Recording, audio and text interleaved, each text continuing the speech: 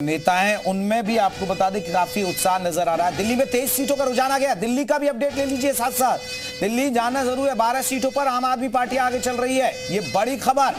बहुत दिलचस्प, 11 सीटों पर बीजेपी आ गया। अब देखना होगा जो तमाम एग्जिट पोल आए थे वो सही बैठते हैं या हमारा एआई एग्जिट पोल आया था जिसमें हमने आम आदमी पार्टी मजबूत दिखाई गई थी, आम आदमी पार्टी और बीजेपी में कड़ी टक्कर दिखाई थी। तो अब दिल्ली चुनाव पर यह बड़ा अपडेट हम आपको दे रहे हैं।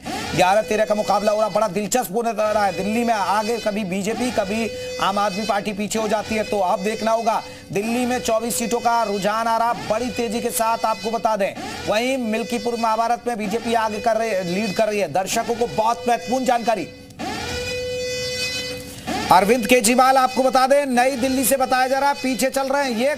ये एक बड़ी बात है। बहुत से लोग कह रहे थे कि कहीं अरविंद केजरीवाल हार ना जाए चुनाव, लेकिन अभी अरविंद केजरीवाल दिल्ली से ये बड़ा अपडेट। परवेश वर्मा आपको बता दें कि नई दिल्ली सीट से वो बीजेपी के उम्मीदवार है, वो आगे चल रहे हैं। संदीप दीक्षित, परवेश वर्मा और इसके अलावा आम आदमी पार्टी के जो संयोजक है अरविंद केजरीवाल, इन तीनों के बीच यहां मुकाबला था नई दिल्ली से। तो केजरीवाल पीछे पिछड़ रहे हैं। ये दिल्ली में बड़ा उलटफेर होने की संभावना हो सकती है। ये बड़ी खबर, बड़ी जानकारी दर्शकों को दे दे। दिल्ली चुनाव पर बड़ा अपडेट।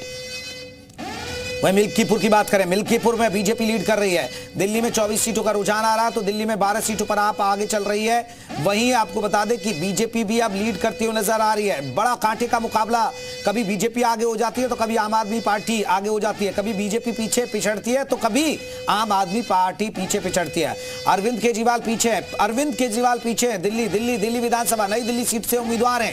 देखना होगा क्योंकि बड़ा चेहरा है आम आदमी पार्टी का अरविंद केजरीवाल, और वो अभी पीछे चल रहे हैं। लोगों ने भी ये अनुमान लगाया था कि नई दिल्ली सीट से क्या अरविंद केजरीवाल हार जाएंगे, लेकिन अब देखना होगा। जो एग्जिट पोल आए, जो तमाम एग्जिट पोल कह रहे थे कि बीजेपी की सरकार बन रही है, क्या वो सटीक बैठता है या कुछ उलटफेर होता है। वहीं मिल्कीपुर के महाभारत में समाजवादी पार्टी की साइकिल है, वो अब पीछे पिछड़ रही है। जो वो पहला रुझान आ रहा है मिल्कीपुर महाभारत का, मैं उसमें आपको बता दें कि ये अपडेट है। अयोध्या की बहुत महत्वपूर्ण सीट है, सबकी नजरें टिकी हुई हैं कि आखिरकार कौन जीतेगा। अब देखना होगा क्योंकि तस्वीर लगभग दोपहर 12 बजे तक साफ हो जाएगी। मिल्कीपुर में क्या कमल खिल रहा है, क्या अवधेश प्रसाद के बेटे अजीत प्रसाद आ रहे हैं, और ये परवेश वर्मा चल रहे हैं आगे, बीजेपी के उम्मीदवार हैं परवेश वर्मा।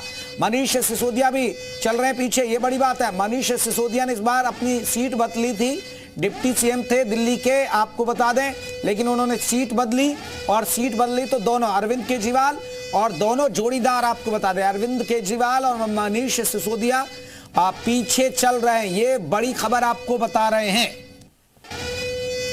तो पल पल की अपडेट बड़ी तेजी के साथ, सटीक जानकारी के साथ हम ग्राउंड से, हमारे तमाम सहयोगी जुड़े हुए हैं, तमाम पल पल की अपडेट हमें आपको बता रहे हैं। और जल्दी से हम कुंदन का रुख कर लेते हैं क्योंकि अब हम मिल्कीपुर का भी अपडेट ले लेते हैं। कुंदन, अभी क्या अपडेट है आपके पास?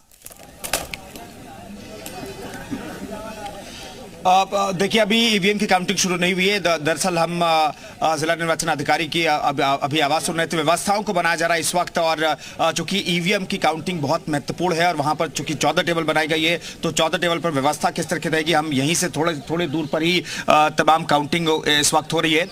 टेबल जो है वहां पर व्यवस्था किस तरीके से होगी, जो काउंटिंग एजेंट किस तरीके से वहां पर रहेंगे और किस तरीके से अगर उन्हें कोई दिक्कत आ रही है तो फौरन से निर्वाचन अधिकारी को बताएंगे पूरी जानकारी। ये बातचीत करते हुए अभी हमने सुना है। तो थोड़ी देर के बाद ईवीएम की काउंटिंग शुरू होगी। पोस्टल बैलेट की काउंटिंग चल रही है जिसमें बीजेपी आगे दिखाई दे रही है, लेकिन क्या जब ईवीएम की काउंटिंग शुरू होगी तो जेपी वही नतीजे आएंगे या वही ट्रेंड रहेगा, ये देखना बेहद दिलचस्प होगा। देखिए, मिल्कीपुर की जनता भी बहुत दिलचस्पी रखती है। जब उत्तर प्रदेश की सरकार को चुनना था तो मिल्कीपुर में सिर्फ 60% लोगों ने मतदान किया, लेकिन सिर्फ मिल्कीपुर का नतीजा आना था, मिल्कीपुर का उपचुनाव होना था तो 65% ज्यादा रिकॉर्ड यहां पर वोटिंग हुई है। तो 65% से ज्यादा लोगों ने वोटिंग किया। हालांकि इस पर भी समाजवादी पार्टी ने आरोप लगाया, जैसा प्रीति श्रीवास्तव हमारे सहयोगी पूछ रही हैं अवधेश प्रसाद से कि बहुत सारे सवाल उठाए, फिर आप जीत का दावा कैसे करें, जीत का भरोसा कैसे आपको। तो ये वैलिड सवाल है। अगर आप बहुत सारे सवाल उठा रहे हैं, चुनाव आयोग पर सवाल उठा रहे हैं, व्यवस्था पर सवाल उठा रहे हैं, बोगस वोटिंग का सवाल उठा रहे हैं, बाहरी लोगों से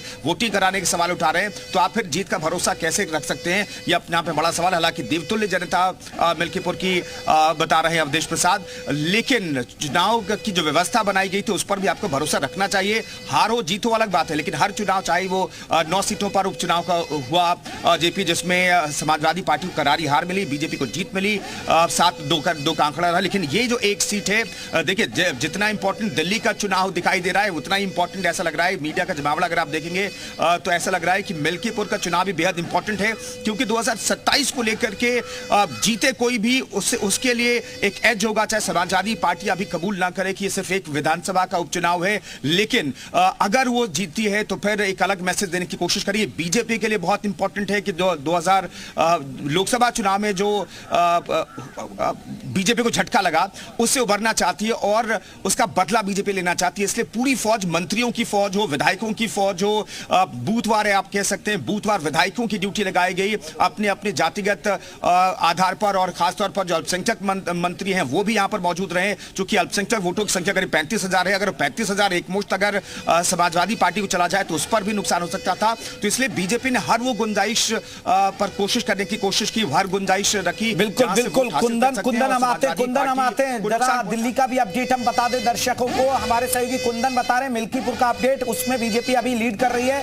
कालकाजी सीट से रमेश भिदूड़ी पीछे चल रहे हैं, ये बड़ी खबर है। कालकाजी सीट से आतिशी आगे, क्योंकि आतिशी के मुकाबले में रमेश भिदूड़ी चुनाव लड़ रहे हैं और आतिशी आगे चल रही है कालकाजी। जंगपुरा से मनीष सिसोदिया पीछे चल रहे हैं, अरविंद केजरीवाल नई दिल्ली से पीछे चल रहे हैं। ये बड़ी खबर, दिल्ली का भी दर्शकों को अपडेट दे दें। मिल्कीपुर का अपडेट हमारे सहयोगी कुंदन लगातार दे ही रहे हैं, उसमें पोस्टल बैलेट में जो रुझान चल रहे हैं उसके मुताबिक बीजेपी लीड कर रही है। अजीत प्रसाद जो समाजवादी पार्टी के उम्मीदवार है वो पीछे चल रहे हैं। चंद्र भानु आपको बता दें, पासवान, वो आप दर्शकों को बता दें कि वो आगे चल रहे हैं। ये बहुत बड़ी खबरें हैं, लगातार पल पल के अपडेट। दिल्ली मिल्कीपुर का अपडेट हम आपको दे रहे हैं। मिल्कीपुर अयोध्या की बहुत महत्वपूर्ण सीट है, सबकी नजरें टिकी हुई हैं। दर्शकों को बता दें कौन आगे कौन पीछे चल रहा है। दिल्ली के रुझानों में बीजेपी अभी आगे चल रही है, हालांकि कुछ महत्वपूर्ण लीडर जो हैं वो दिल्ली के आम आदमी पार्टी के वो पीछे चल रहे हैं, चाहे वो मनीष सिसोदिया हो या केजरीवाल। लेकिन दर्शकों को महत्वपूर्ण जानकारी ये दे दें क्योंकि अभी ये रुझान है,